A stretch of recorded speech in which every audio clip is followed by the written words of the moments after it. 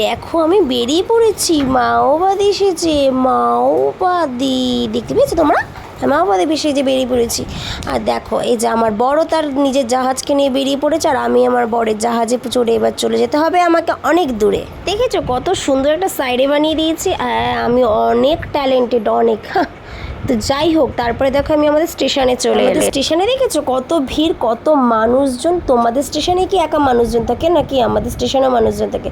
আর এখানে একটা মেয়ে কানে ফোন দিয়ে এই যে এই যে এই যে করে বেড়াচ্ছে। ট্রেন ঢুকে গেছে, ওর কোনো হুঁশ নেই, ওর বান্ধবী না বন্ধুকে আয় আয় করে ডেকে যাচ্ছে। যাই হোক, তারপরে আমি এখন উঠে গেলাম ট্রেনে। আর এই যে ওই কপাল চুণ্ডুলিটা না আমাকে পুরো ঠেলে ফেলে উঠেছে। ওকে দিতাম আচ্ছা করে যদি মকায় পেতাম। তো যাই হোক, তারপরে এই যে একটু বললাম সাইডে সরে বসবেন, আমি একটু বসবো, তো বললো অবশ্যই, কেন না। তারপরে আমি বসে নিজেকে একটু দেখিয়ে দিলাম। আর ভাই এবার বাইরে বেরিয়ে মানে বাড়ি আসার সময় ঢুকলাম মিষ্টির দোকানে। কি করতে জানো? আর ওই যে দেখেছো আর পুচকুটা কেমন ঘুরঘুর করছে, ওর বাবার সাথে ও হেল্প করছে, জানি না ওটার বাবা কিনা, যাই হোক একটু বলেই ফেললাম।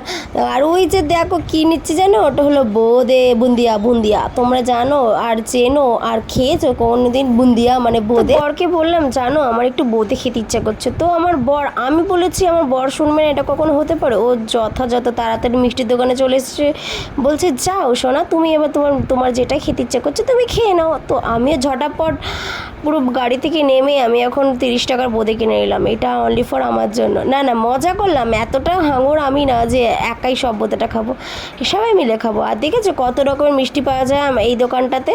এই দোকানটা থেকে আমি বেশিরভাগ মিষ্টি কিনি, কারণ আমার বাড়ির পাশে তো। আর এই দোকানের ব্যবহারও খুব ভালো। সব থেকে বড়ো কথা আমার মিষ্টিগুলো বেশি ভালো লাগে।